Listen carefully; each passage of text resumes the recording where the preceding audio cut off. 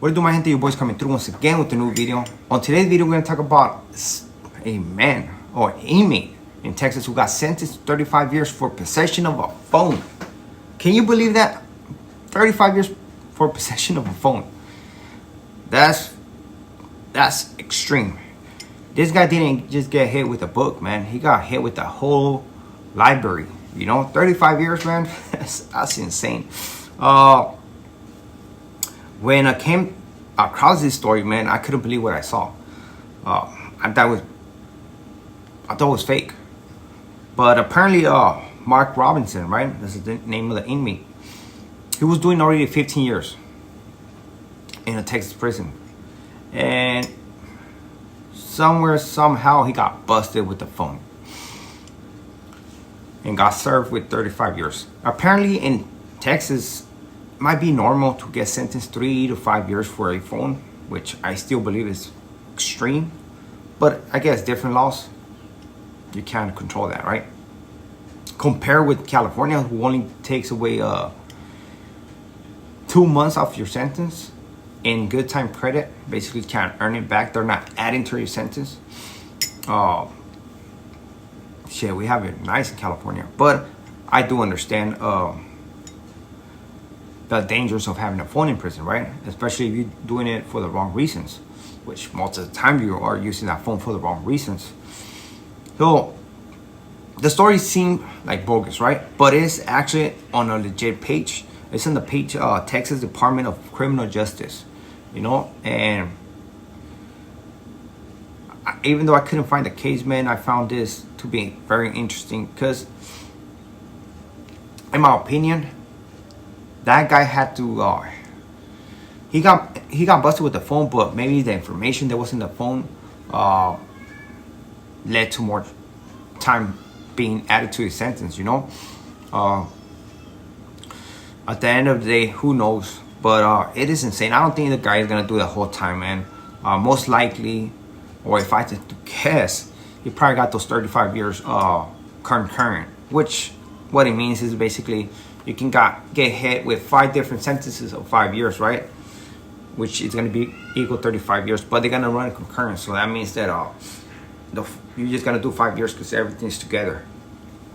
Now, if it was consecutive, now you're screwed, my man. But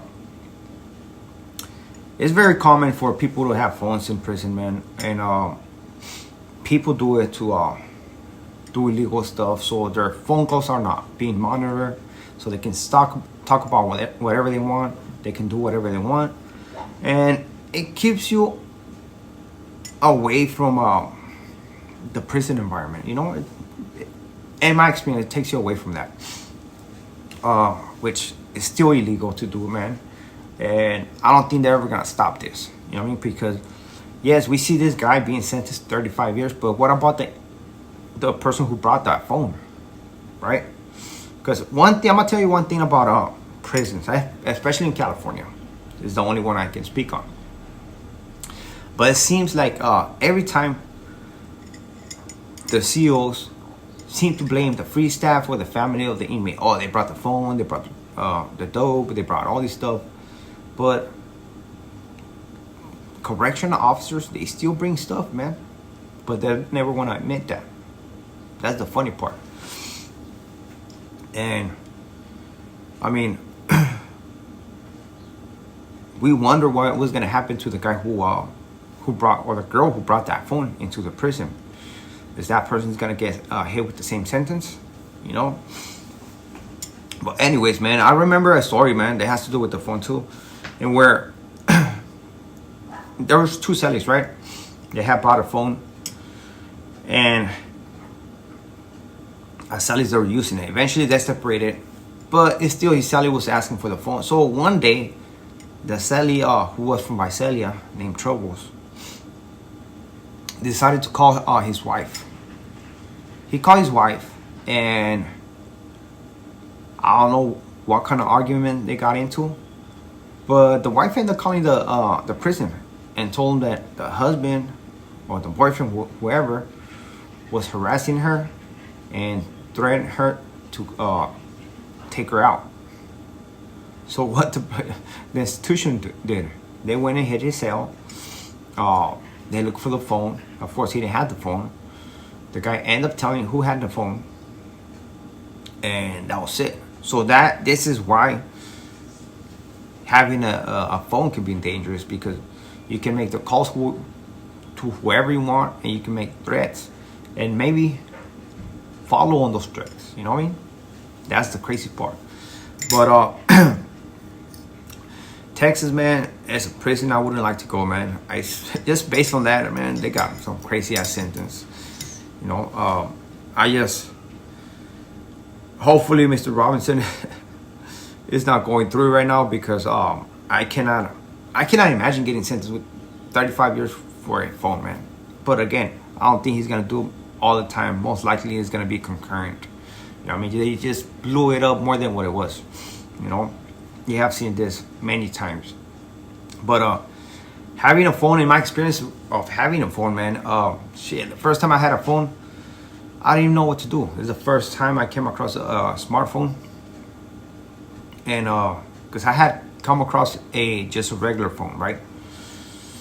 But smartphone, man, I didn't know what to do. Like, it was new. I didn't know how to turn it on. Just put it that way. I didn't know how to turn that thing on. I thought we just pressing it, turn on. You have to keep the button pressed for that thing to turn on. But I remember one time I blocked it, man. I forgot the password. And me, of course, you have to have a password, because if they go into your cell, you don't have a password, they're gonna dig through your whole shit, man. So with that password, you're legit. But one time I forgot the password, and I locked that thing. It was so bad. The phone, we ended up losing the phone because you couldn't do nothing with it. You can receive calls, but you couldn't call back. So that was the thing about it. And I did learn by that experience. Even though I got them for cheap, it still was money, you know. Still was money thrown away. Eventually, me and my son ended up selling that phone, and we got hooked up with another one. But it does take away from being in prison, you know. It's like you get to connect with the outside and with everybody, not just with your family, with everybody, man. And the times that I had a phone, man, it was cool, man. It was cool. But we used it for the wrong reasons, you know, to make money, to make sure that everything touched good, so nobody can hear to our conversations. So I feel for the inmate Robinson, man. Hopefully everything comes out good. And Texas, man, you're wrong for doing putting this much time on this individual, man. That's messed up. You're not fixing a problem. I mean, they have to be a different out to fix a problem. Just by giving harsh sentences to individuals, you're not solving the problem, man. You're just putting people away, getting them more angry, and becoming more violent. But with this being said, man, don't forget to comment, to like, and to subscribe to the channel, por favor, if you want to support the channel, of course. Ahora sí, ya nos vamos to next video. Gracias.